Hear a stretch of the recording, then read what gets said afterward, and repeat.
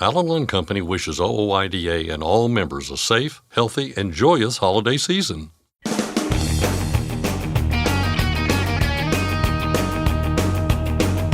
OOIDA, representing America's truckers since 1973, presents Landline Now with your host, Mark Reddick. Has the driver shortage myth finally been put to rest? Not exactly, but Lewie Pugh, Executive Vice President of OOIDA, put another nail in its coffin during a recent debate. He joins us to talk about how it went. Trucking industry stakeholders in New York are scrambling to figure out how an upcoming emission rule might impact their businesses. Chuck Burr and Mark Stone of Burr Truck in New York talk with Landline Magazine's Tyson Fisher about the problems the rule is causing them and many others. And finally, rates should improve as we head into the holiday season. Landline Now senior correspondent Ashley Blackford will get the latest numbers from Brent Hutto of Truckstop. But first, here's Scott Thompson. Thanks, Mark. We recently told you about a debate that took place during the Future of Freight Festival in Chattanooga, Tennessee. The idea was to have two sides go back and forth about the driver shortage narrative. OOIDA Executive Vice President Lewie Pugh was one of those participating, and he joins us now to talk about the experience and to answer if we can finally put this issue to bed. Lewie, good to see you. Hey, it's always great to be on here. Just to be clear, you were debating the side of there not being a driver shortage. Let's make that clear off the beginning. That's clear as mud there, yeah. Yeah, very clear. Crystal clear. We were 100% no driver shortage. Less crystal clear was this, and I'm going to put this in air quotes, debate, which we're going to talk about. But I kind of want to talk to you about your experience with this. You went toe-to-toe, as it were, with John Larkin of Clarendon Capital. Kudos to John for taking part in this. Not an easy task. But did this debate kind of play out the way you thought it would? Yeah, it did, and yeah, I would say kudos to John. John was a very good man, and it was very nice to meet him. We had a couple good conversations there. He's a smart gentleman, really gets trucking, and I think he unfortunately got put into a bad spot, into a bad fight, because the people that were supposed to come debate me, the American Trucking Association, they chickened out or didn't show up. Right. So yep. John got to put on the gloves and the trunks and come from that corner. Yeah. So. Well, and I mean, there weren't too many blows exchanged, if we're going to continue that fighting metaphor there, because John, I mean, right off the bat, basically said that there is not a driver shortage right now. So right off the bat, his kind of stance was a little bit difficult to make. But your points, and you talked about the points in great detail throughout the debate. But the main point that you were trying to drive home here is that there is no driver shortage. This narrative has no teeth. And it sounds like from the reaction there in the auditorium, most people tended to agree with you, right? Yeah, I think in the beginning they asked, there was 4 people that thought there was, and at the end there was still 2. Yeah. And I'd have loved to ask them too what they thought it actually was or why, because I'm wondering if they're a motor carrier or somebody who hires experienced people, because I think there's a fair argument that we probably have a shortage of experienced drivers. Because, of course, as we know, with plenty of people coming in the industry, 400,000 to 500,000 every single solitary year coming. They don't stay because we have this 90% plus turnover rate. Yeah. Motor carriers are turning away, they said, 90% of the applicants they get. If you're turning that many people away, there's no way you have a shortage. Right. And that was something both you and John talked about in terms of what the real issue is how we're treating drivers out there with compensation, with conditions, and things like that. That was my big takeaway from the conversation was, again, agreeing on it's just the conditions out there that are not great for people. Yeah, I mean, that's what happens. People get told all these things, and, I used to laugh. I remember a long time ago as a little kid, there used to be commercials on late-night TV. You want to make the big money, drive the big rig, see the open road, and blah, blah, blah, blah. Sure, yeah. Come to, I think it was North American Van Lines or something. They had like a training school way back in the 80s. But the thing is, they hear all this stuff, but then they come out and realize, you're gone most of the time. Your time is valued by nobody. You give away 20, 30 hours a week sitting as shippers and receivers. then you have to give up a couple hours each evening trying to either to park early so you have a place to park, or you don't give up the time and you end up either parking in an unsafe location to sleep, or you risk a violation by driving until you find a safe place to sleep out of hours. So, yeah, there's that. Plus, they don't train you very well. Yeah. You know, everybody's out to get you. Like I said, I think in the debate, everything comes down to that driver. Everything gets pushed off on the driver. And this whole notion of driver shortage, that's what's behind that, to keep wages down, keep treatment of drivers down, and to push everything down on the driver. We talk about this narrative that ATA keeps pushing out there, and it's annoying, I think, is one way to kind of put this. But can we talk about the impact? I don't think we talk about the impact enough of the narrative being driven home. We hear it in, Congress during hearings. Can you just talk about the impact of this narrative being pushed on us so much? Yeah, I think the impact, we can look at safety numbers over the last 10 or so years or more. They continue to rise, go the wrong direction. There's more accidents, I guess, and why is that? Because of perpetuating this false narrative of driver shortage all these years. The ATA has done it, like I said, to keep wages down. I mean, first and foremost, because, again, this is an industry where the guy who will do it the cheapest usually wins. So to do it the cheapest, you don't want to have to pay your labor any more than what you have to. So that's how we've gathered into this model. But also to pass regulation to help keep wages down and to churn and bring more people into the churn. They don't want to force training. I mean, there's the first and foremost line of attack on safety is train people how to drive the trucks. And we don't want to do that, because we got this massive shortage. So we got to get people in here as fast as we can, get them behind the wheel. Yeah. It's crazy. Yeah. And then we go with like speed limiters and, AEBs and all these other little gimmicks. So we don't have to train the driver. We'll put this stuff on the truck and then they won't have to be trained so well. It's crazy to me. I say this all the time. When they train pilots, they teach them how to fly the plane. Then the gadgets or whatever that help them be safer pilots, then they train them to use them. But they still know how to fly the plane with or without the gadgets. Right. Yeah. And that trucking's completely backwards. Yeah. That said, with this whole idea of this, driver shortage narrative, I have sensed over the past few years, it seems like the house of cards is shaking a little bit. Do you sense that we're getting closer maybe to this narrative kind of being killed once and for all? I feel like we're getting to the point where the only people who still believe there's a driver shortage is the people at the Anti-Trucking Association. I'm pretty sure they still think it, and that's because they live in some kind of dreamland and think they represent truckers too, and we really know who they represent. Yep. There you go. Well, if there's another debate, we'll cover it, but maybe we won't have another one because maybe this is the end of it right here. But, Lewie, we appreciate your time as always, and we'll talk to you again soon. Thanks for having me, and thank you, drivers, for what you do. Be safe. Amen. That was Lewie Pugh of OOIDA. Mark, back to you. Thanks, Scott. Congratulations to Don L. Peters of Saratoga, Wyoming. He's received the OOIDA Safe Driving Award for 62 years of safe, accident-free driving. That's the equivalent of a car driver going 465 years without causing a single accident. The OOIDA Safe Driving Award program is sponsored by Shell Rotella. Starting Tuesday, Marty Ellis and OOIDA's tour truck, The Spirit of the American Trucker, will be at the Quick Star in Stewart, Iowa. That's located at Exit 93 on Interstate 80. Stop in, say hi to Marty, and join OOIDA for a $10 discount. Next, Landline Magazine's Tyson Fisher discusses an upcoming New York emission rule with two people from dealer Burr Truck. And Landline Now's Ashley Blackford covers where rates are headed in the holiday weekend and beyond with Brent Hutto of Truckstop. We'll be back in just a moment with more. I'm Mark Reddick, and this is Landline Now. Thanks for listening. Be sure to like and subscribe.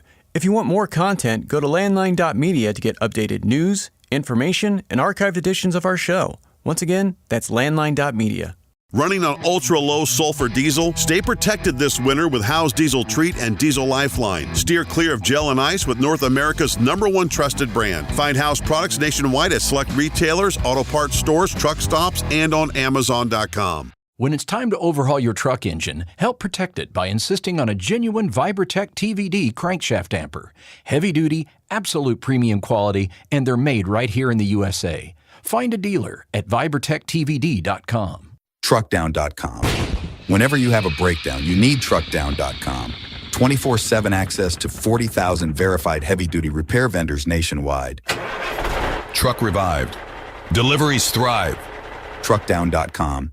It's tested and proven. Burn 2.1% less fuel when you balance all wheel ends with Centromatic. Call 800-523-8473 to get the OOIDA discount.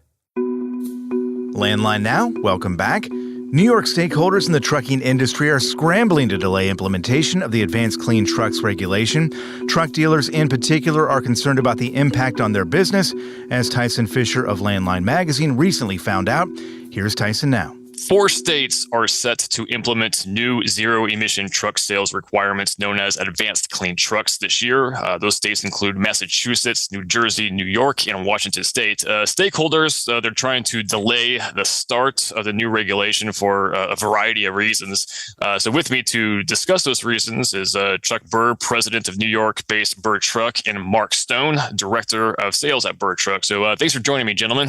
Thank you. Thanks for having us. Before we get started, go ahead and introduce yourselves and the company. Well, Burr Truck and Trailer Sales has been in the New York marketplace since 1967. We're a third-generation company started by my grandfather. We are the longest tenured Volvo truck dealer in the United States, and we employ roughly 40 employees here in the Binghamton, New York market. So for those that may not be in the know, as far as the details are concerned, can you give us a quick overview of exactly what Advanced Clean Trucks in New York will do? Absolutely. So the Advanced Clean Truck rule in the state of New York applies for any new vehicle purchases. In order to sell 13 diesels to what Volvo has as a sales policy, we would have to sell 1 battery electric vehicle first before we're able to order or sell 13 diesel trucks. Okay, so I want to make sure I'm clear on this, though. So technically with the Advanced Clean Trucks, the requirements per the regulation, the requirements are on the manufacturer side. So not so much the dealership or truck fleet. So that being said, it sounds like there's like a trickle-down effect. So these requirements are for the manufacturers. And to be real quick on this starts for model year 2025, correct? Model year 2026, because we're always 1 calendar year ahead. So calendar year 25 for model year 2026. That would be correct. Okay, so but the rule will start next year then, right? Correct. Okay, so yeah. And then that's supposed to be, I think for tractor, for class 7 to 8, I think it's 7% of sales? Correct. There'll be 7% of sales. And again, that's at the manufacturer side. But it sounds like, so, I mean, you are a truck sales, dealership. It sounds like that's having a trickle down effect. So although this rule does not, per the language, it's not supposed to put a requirement on you, it sounds like it does. So can you kind of tell me how the requirements on the manufacturer side is affecting your truck sales business? Absolutely. So the zero-emission vehicle credits are always owned by the manufacturer themselves.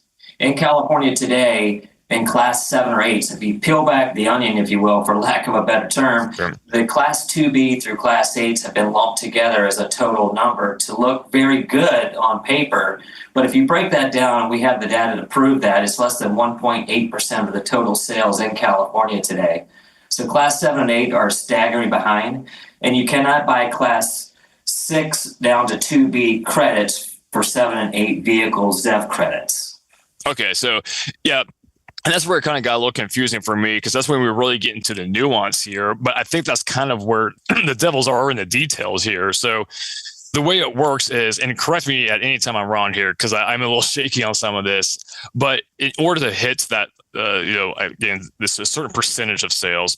In order to hit that, they can have these things, as you mentioned, called credits, to where, so it's broken down to class 2B and then like 4 to 6. And then they can, so it's not like there's a 5% or 7% sales mark for class 6 specifically, or class 5 or whatever.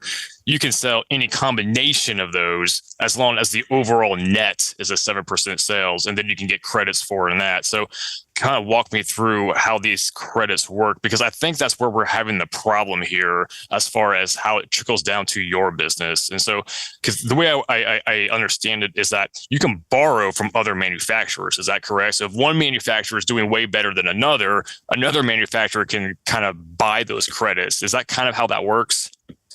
In theory, I would say yes to your theory. However, in truck world, it's very different. So not every manufacturer has a class 4 through 8 offering, for example, right? So Volvo Trucks North America has a class 7 and 8 offering. They don't offer anything in any of those lower ranges. So their percentage of sales has to hit that 7%.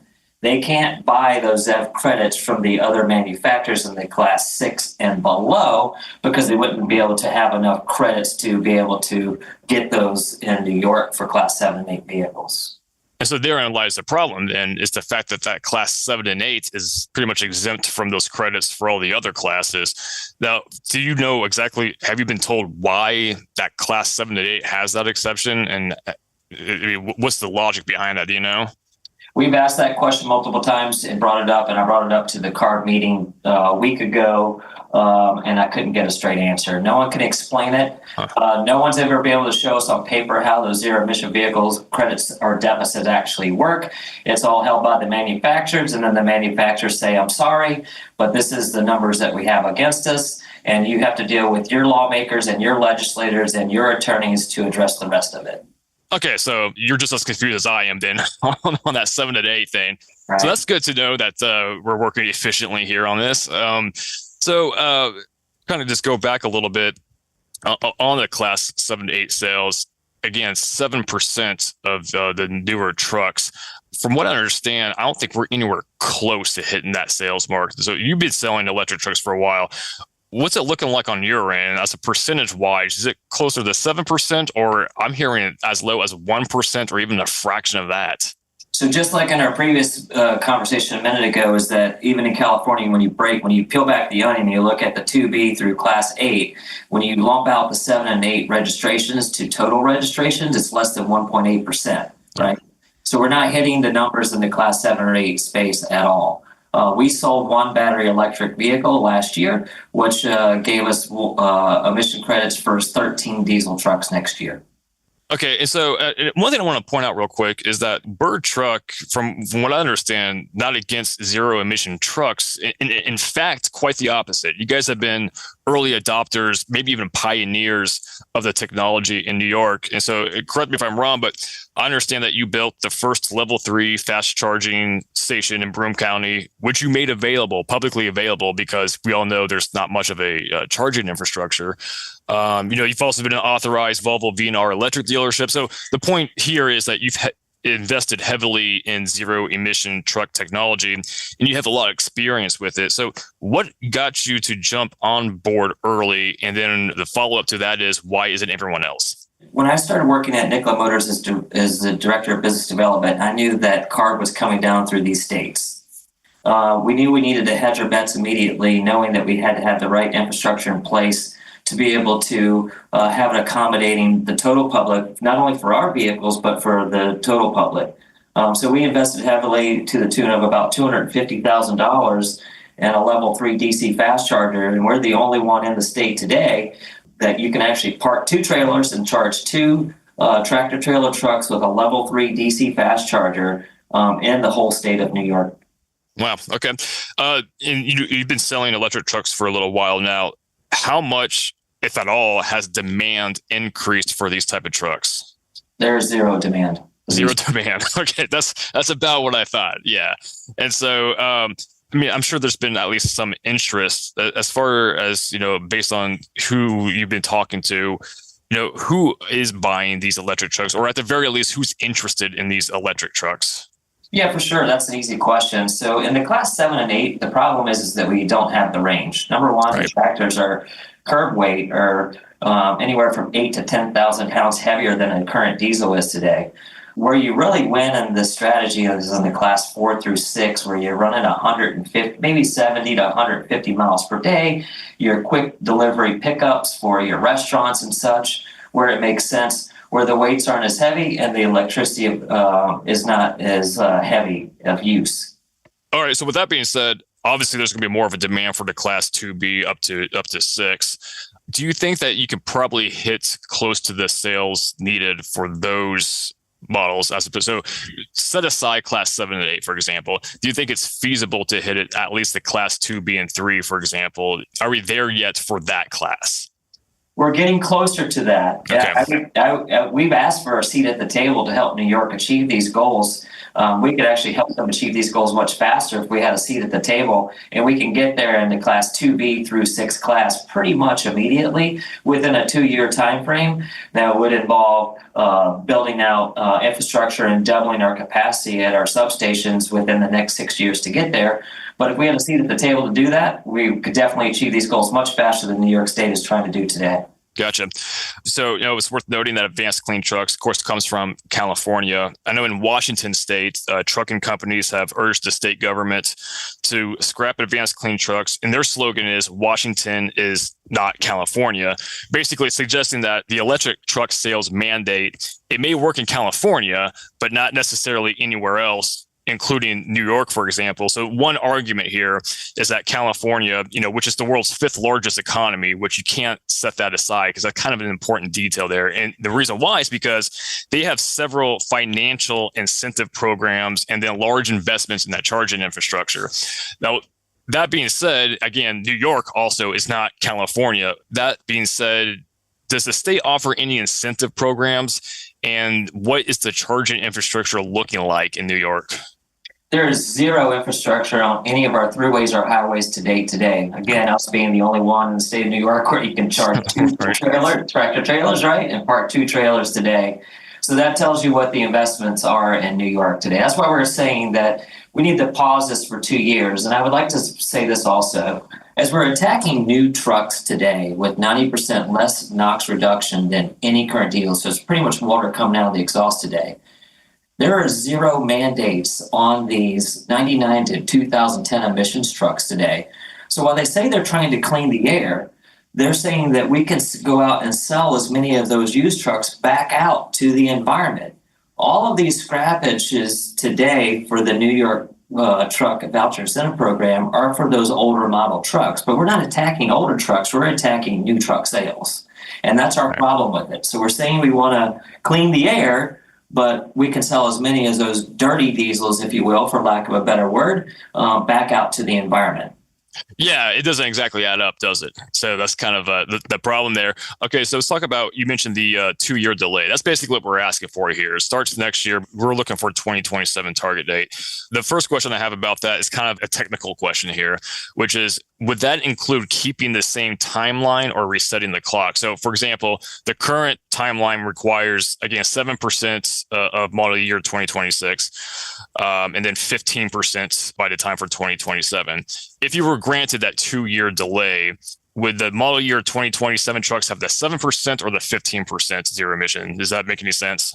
No, it does. I think those are conversations that are open, right? Okay. And it kind of depends on what New York's investment's going to be back into putting that infrastructure in place. So I think we have to go back and ask New York the same question, right?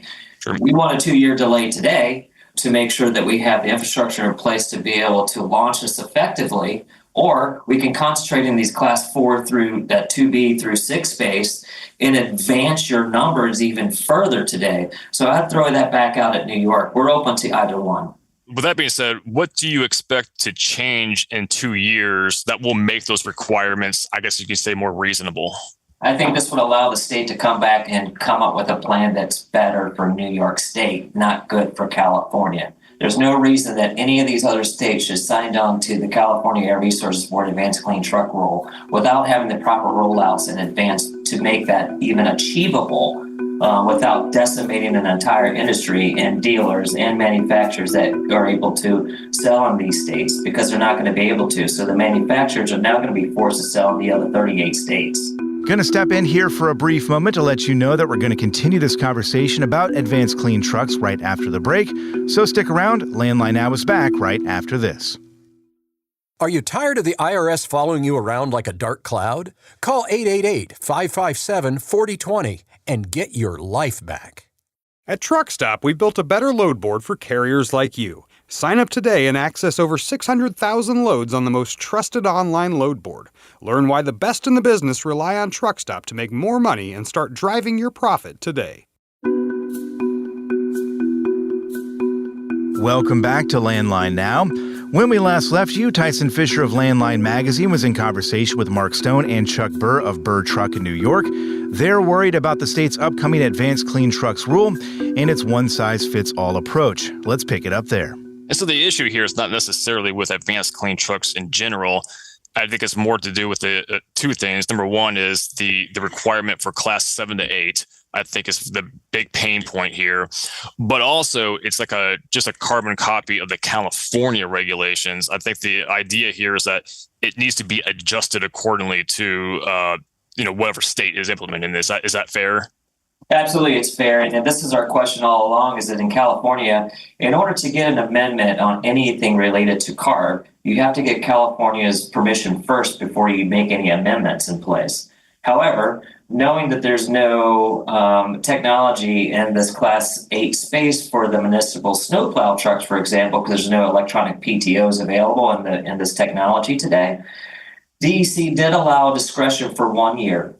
We fought that to get that discretion. However, we don't even know how that was even legal. So we're sitting here asking for a 2-year pause today. And then when I spoke to Catherine Garcia, number 2, to Kathy Hochul, she didn't think a 2-year pause was legal. And my point to her was, how do we even get the approval for the municipality snowplow discretion for 1 year? So if we can't do a 2-year pause, how can we do a 1-year discretion without California's approval? Yeah, so it's kind of some hypocrisy here. So it sounds like the government can give itself its own delay, but when the private industry is asking for it, we have a problem now all of a sudden, right? So here's a question, and kind of a doomsday scenario, but what happens if the state doesn't grant this delay? So if this happens next year, what are we looking at here? Without an advanced clean fleet rule behind it, and then being able to sell these older diesels back out to the environment, the capability of us is that we're going to lose $18 million annually in sales and about $4.5 million annually in parts and service. So I think that for any dealer today, you're looking at a 1 to 5 year hold on to your seatbelt before it's the end for a lot of dealers. And we've seen that in California today, where a lot of dealers are going out of business. Sure. And you just mentioned advanced clean fleets. And so, again, for those who are not familiar, that one is more of a requirement on the fleet side now. So if I remember correctly, it's for larger fleets of 50 or more, or gross annual revenues of 50 million or more. So talking about larger fleets. But to your point, though, that would require fleets to have a certain percentage. And so it would basically force them to buy the trucks that you are being forced to sell. So it would kind of be symbiotic. But without that, you're saying is like you're pretty much selling, I guess, advanced clean fleets would artificially increase that demand. Without that artificial demand increase, you guys are pretty much screwed, right? That's correct. I mean, we're all screwed. So if you think about that just for a second, you break that whole thing down. The scrappage on a Class 8 to battery electric is $225,000 with the New York State Voucher Incentive Program. The tractor is still $525,000, so it's $110,000 cost X higher than a traditional diesel today. So then you take that plus the range deficiencies, it changes the whole operation of a regional tractor that usually runs between 5 and 650 miles, now down to about 150 miles. So then your cost X at product end is going to drastically increase as well. So everything you buy, at the grocery store, anywhere, is going to go up exponentially as well. So right, it's trickle down to everyone. Right. It's that trickle down effect again. Yeah, absolutely. And that's kind of the issue here is like, it's a price thing. I think it's about up to like $400,000 for a class 7 or 8 electric tractor. We also have a range issue. So it just economically is not feasible right now for class 7 or 8 trucks. But it sounds like we're trying to force those sales. But from your point of view, from the sales level, that demand is not there. And I think you said maybe 1%, maybe less than that. It's like, how do we get to 7% sales. And by the way, 7%, that's the low end. It goes up to 40% by 2035. Right. What do we need to happen to reach those goals? Easy. Have a seat at the table. Focus on the class 4 through 6 space where the range is there. The electricity grid can handle the day with level 2 charging. We could put more of these zero emission vehicles back on the road and put the mandates on the dirty trucks. Attack the dirty 99 through 2010 diesels first, and then bridge the gap between everyone together so you stand as a united front trying to create this great cause that they have in front of us where everybody is winning. What do you think is the best way to move forward with zero emission trucks? In other words, do we just let the free market set the pace, or is some government intervention necessary? Like, what's the balance here in your opinion? I think it's the balance is between us, the people, and the government together, standing together to solve this problem as one unit. And the problem here is it sounds like more of like a one-sided conversation happening here. It's completely all one-sided conversation. Now, from what I understand, the trucking associations of New York obviously is directly affected by this. I'm getting the sense that they have not had a seat at the table either. Is that your understanding as well? They've had the same conversations with the same people that we have. None of us have a seat at the table. So it's just a question. They're just not listening then. That's the problem.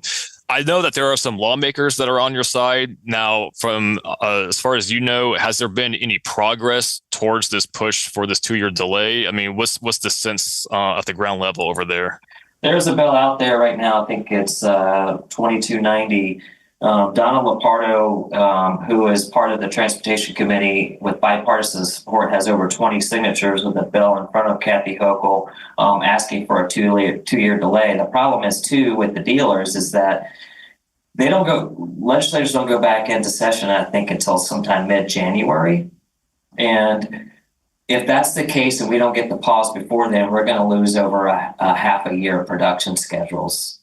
Right. And that's kind of like that lead time is pretty important, at least in this business, especially. So going back to the class 7 to 8 sales. So again, what was the number with how many electric trucks you would have to sell to meet your diesel? I mean, was it like 1 to 13? For Volvo trucks, it's 1 to 13, and some manufacturers are 1 to 10. So anywhere from 1 to 10 to 1 to 13 for this year. And then the following years, it goes up even further. Right. And so do you have to then just turn down orders? Like I'm imagining that the situation that I can see happening here is that you're getting trucking companies who want to put in an X amount of orders for diesel trucks that you can't fulfill, not necessarily because you can't get that, or it is because you cannot get that supply because of this mandate. Is that right?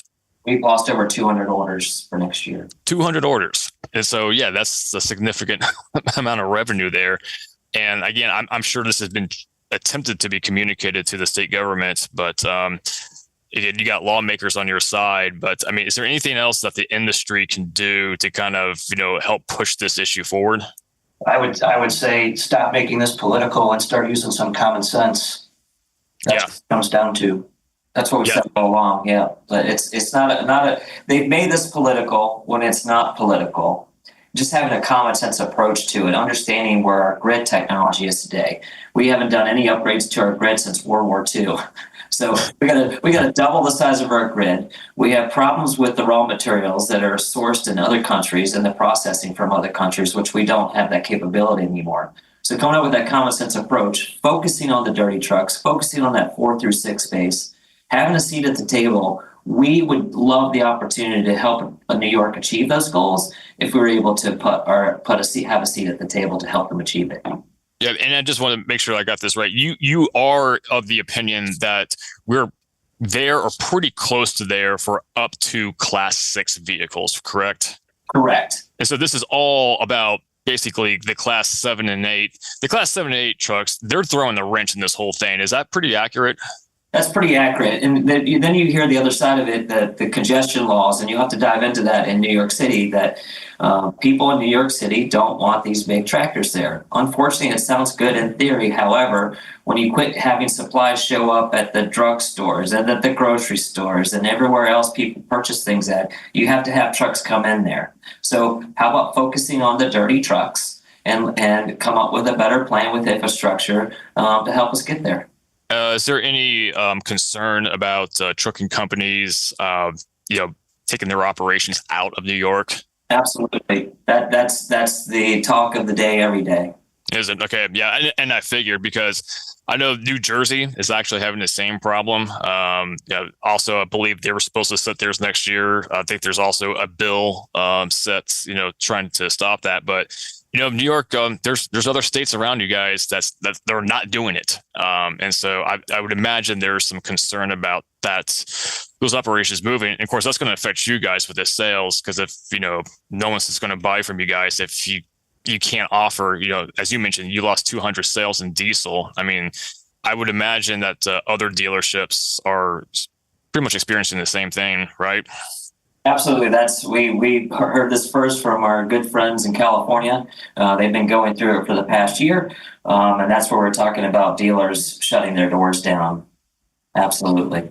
Okay, that's pretty much all the questions I have for you guys. I think the last thing I'll ask you is, where we go from here, and what are some things that I might have missed that you would like to add? Well, probably the only other thing that I can think of is, we experienced a real life scenario delivering the one electric truck that we did deliver and put into service. The customer location was a little over 150 miles away from us. So the truck couldn't necessarily get there on a single charge. So during the delivery, we stopped on the throughway to try and charge that truck about halfway. And the experience that we had was pulling into the rest area and finding that the charging station that was available in that rest area was located on the automotive side of the rest area, not on the truck side. Doing a little digging, we found out that New York State had recently spent about $400 million in infrastructure upgrades across the throughway, and not one rest area did they install a charging station on the truck side of the rest stop. So it just more proof that the state is, at least in upstate for sure, we are just not ready for these type of these requirements.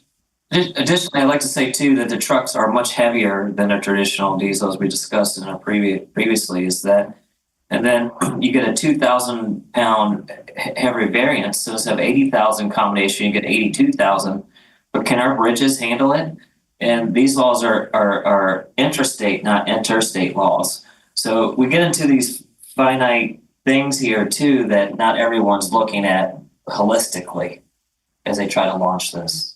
And so just to recap, I think a good solution here is focus on up to Class 6, increase infrastructure investment, and then maybe we have something we can agree with. Does that sound good? It sure does. And then I'd say this too, 80% of all your trucking in New York City alone is in your restaurant delivery vehicles, which is in Class 4 through 6, right? We could solve this problem pretty quick.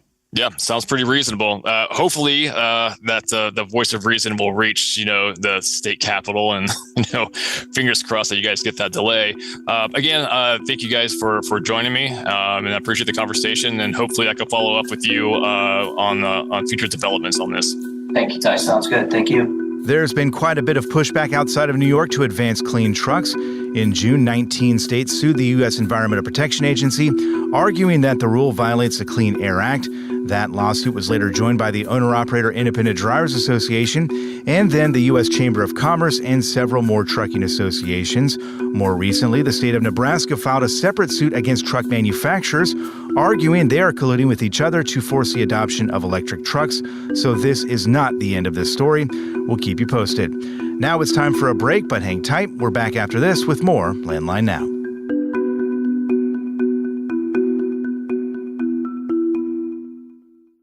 Capital Reman, the leader in remanufactured diesel engines and components, has partnered with OOIDA to offer exclusive member benefits. Visit capitalreman.com today to support America's transportation industry and take advantage of your benefits.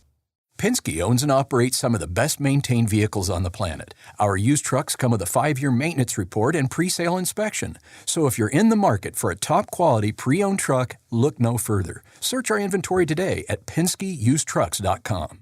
Since you started, what you've loved about trucking is the freedom. Heading out on your favorite route, a good driving song, and thinking about truck insurance.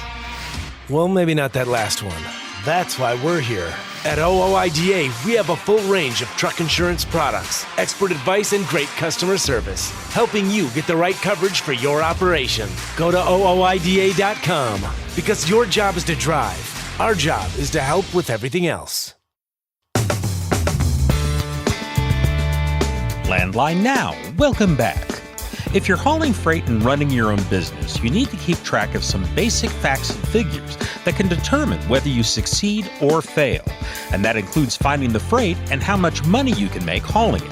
Today, Landline Now's Ashley Blackford will bring us some of that information and get some insight as to why things are happening with the folks from Truckstop.com. Here's Ashley now with a report. Thanks, Mark, and hello to Brent Hutto with Truckstop. How are you doing today, Brent? Well, Ashley, I am doing great. It's the holiday week. We're starting the holidays with Thanksgiving, and I'm just grateful for just my life and grateful for my family and grateful that I'm in the trucking industry and also grateful that we get to do wonderful things with OOIDA. And so just really just being grateful this week. So it's a great week. I love the season. Wonderful. Let's start off by taking a look at current market conditions now that we are getting into the holiday season. Yeah. What are things looking like? During these next, 4 to 5 weeks, we're going to see rates go up a little bit because they always do during the holiday seasons, and this includes Thanksgiving and Christmas and New Year's. So you're going to see rates go up some because some truckers come off the road and rates go up in certain areas. So if you're a trucker out there, look in some of those lanes that maybe you hadn't looked in recently, because the rates tend to go up during this time of the season, and we want to make sure trucks up and with Landline and OOIDA that you're getting the best rate you can. So the overall market, Ash, really has just kind of stayed high. Like, for instance, the pressure in the market, we measure the pressure, like how much freight is there compared to how many empty trucks right in the haul. It's not a perfect figure, but it's a figure that's been around for over 20 years. It is in this normal market right now, it's about 50, but it was 60 last week. And now why is that important? Well, last year at this time, it was in the 30s, which is interesting. It just shows you that there's good strength inside of our marketplace. The actual load availability went down just a little bit, about 1 or 2%. So, but there's still plenty of freight to be had by truckers out there. Rates, the second part of the equation. So you got pressure, which is freight, and you get rates. Went up 2 cents. So the overall rates went up from 223 to 225. Why is that significant? It's significant because in the spot market, and this is what I encourage every owner operator. Look, this is just a directional thing for you. Every piece of freight is negotiated independently. But the unique thing is this, and this is what I saw this week. Okay, so I always like what did rates start out at the beginning of the year, and where are they today? Well, today van is at $1.97, and week one of this year they were $2.13. So that's not too big. It's a distance, but it's not too big of a distance. It's been much lower than that. Flatbed is at $2.23. Well, week one of this year was $2.27. That's only 4 cents. Refrigerated went up 10 cents week to week, so it's at $2.61 this week. And week one of this year was $2.64. It's 3 cents away. Here's what I'm saying. The freight rates for owner operators and small fleets that work in the spot market, as you and I have talked about over these last few weeks, it continues to build or increase over the time frame, and it's going to continue to do that for owner operators, which is a great thing. And then, of course, the big thing, what's the indication we're going to get more freight in our marketplace? Well, the contract marketplace is measured by something called the outbound tender reject index. And like how much of that freight is being rejected that was in a contract to be renegotiated for a different rate. Well, this has been crazy. And you and I have been talking about this. Since October 1st, the outbound tender reject index percentage has been at 5% or above. And why is that important to owner operators? It's important because when it's above 5%, that means more freight's going to come to the spot market where they operate their businesses, and the rates will start to go up some. So interestingly enough, is this week it was 6%. It's the first time it's hit 6%. It's been in the mid-5s, and last 2 weeks ago it was right at 6, but it hit 6%. So it continues to gain strength. And this is why I just want to say to owner-operators over and over and over again, man, the data's right there in front of you. Just go look at it, watch it, and then you can plan your business accordingly to know how you can negotiate that rate on that piece of load at that time when you want to move it. What are some of the top regions and lanes from last week? Well, yeah, and that kind of follows up on market conditions, and I appreciate you always wanting to talk about this. So when you saw the 2-cent increase in rates and the pressure went up a bit, so you're going to see load availability. Well, there's been several markets, the West Coast, Mountain Central, and South Central all had increases, the Mountain Central being the most at a 5% increase in freight, which is pretty meaningful. But the Southeast even trumps that, went up like 6.8%. So that kind of shows you overall where there's continued more availability of freight in the marketplace. From a rate standpoint, all but one market had an increase. So this is interesting. The Southeast, which went up the most in availability of freight, actually dropped a little bit in price, but everybody else went up. West Coast went up almost 5%, Mountain Central 3.7%, South Central about 0.5%, Midwest almost 2%. So it just shows you the Northeast did go down by almost 3%. So it kind of shows you the changes in the geographic areas at time. So you really want to pay close attention to those. And then what are some of the big lanes? Well, you and I have talked about this. Continued to be Texas. So when I look at where are the marketplaces that are kind of doing the best with available freight, it's all on the borders, kind of like on the southern borders of the United States. California, Arizona, Texas is huge. The southeastern states all doing better in freight. So because you own a truck, if you're an owner-operator, you can haul freight in different lanes. So go find where the best rates are in what you're doing. So that's really out of the Texas region for van, for flatbed, and for refrigerated. So all kind of focused in those areas. But there is some good freight in like the western part of the United States as well. But a lot of it just seems to be coming out of where the manufacturing is right now, where it's kind of being pushed out of Mexico coming into the United States. So that's kind of when you want to look at where to look, it's really important to know these things. And you don't know unless you really get into the data all the time. And so that's what I encourage every owner-operator. It's really get in and search and understand how things are changing. We try to publish the data every week so you can take a look at it, and you can get that through our spot market insights. Anytime, just go to Truckstop. You can sign up for it for free if you're an owner-operator. All right. Now that we've talked numbers, what advice do you have for owner-operators? There's a lot going on in our marketplace. And when there's a regulation that applies to everybody, like ELDs did in like 2018 when they became completely mandated, you got to pay attention to it. And the big thing to pay attention to right now, to me, is what's going on in the Drug and Alcohol Clearinghouse, because it can put you out of service. They can take your ability away to not take it away. You can lose the ability to be able to operate your truck because you failed one of the tests. And why is this important? It's because starting in 2020, every trucker in America, and this is important for owner-operators. I'm sure they know this, but I like to remind everybody because I'm a forgetful person too. Every trucker in America, doesn't matter whether you're an owner-operator or whether you're a bulk hauler, whether you're a fuel hauler, I mean, whatever you're hauling, you got to go through the Drug and Alcohol Clearinghouse, Drug and Alcohol Clearinghouse, because it's federally required. And every state in America took money to be able to administer this, and so everybody has to go through it. Why is this important? Well, before October this year, about 270,000 truckers had failed their test, but only about 40% of them are going back and requalifying to be able to haul freight. So you're losing a lot of truckers. Well, in October 1st of this year, another 179,000 lost their ability or failed to be able to qualify for their ability to haul freight. That's meaningful because you're looking at like 450,000 truckers that have failed in 5 years or 4 years of these tests being administered. That takes a significant amount of truckers out of the market. I don't want that. Nobody wants that. I want everybody to be able to operate their business like they want to. But you got to pay attention to it because there's no way around it. There's absolutely no way around it because all 50 states have to administer it. So I just say that to owner-operators because you need to, following the rules is important in trucking, but you also need to be aware of what they are and how they affect you. So just know that that's something that you need to pay attention to. The biggest failure on the Drug and Alcohol Clearinghouse is marijuana. Now that's a challenge because we got some states that's legal to consume marijuana in it, and some states that are not. So it's a real big challenge. So just understand what's coming at you as an owner-operator because we want you to have the biggest opportunity to be successful. All right, Brent, thank you so much. My pleasure, and happy Thanksgiving. That was Brent Hutto with Truckstop. Mark, back to you.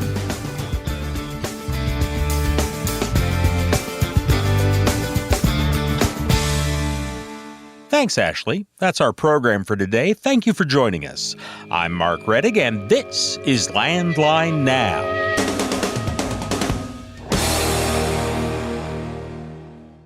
Thanks for listening. Be sure to like and subscribe. If you want more content, go to landline.media to get updated news, information, and archived editions of our show. Once again, that's landline.media. I'm a dad, a son, a husband, wife, I'm a writer, photographer. I farm. I'm a veteran. I love old cars, fishing, my kids, chrome, and I am a professional truck driver. And together we are OOIDA. OOIDA was founded by truckers to stand up and speak on behalf of truckers. We've done that by combining the individual voices of our members into a single, powerful voice. Protecting your interests, defending your rights. Join us! Make your voice heard. Join OOIDA, the Owner-Operator Independent Drivers Association. Call 1-800-444-5791 or visit OOIDA.com.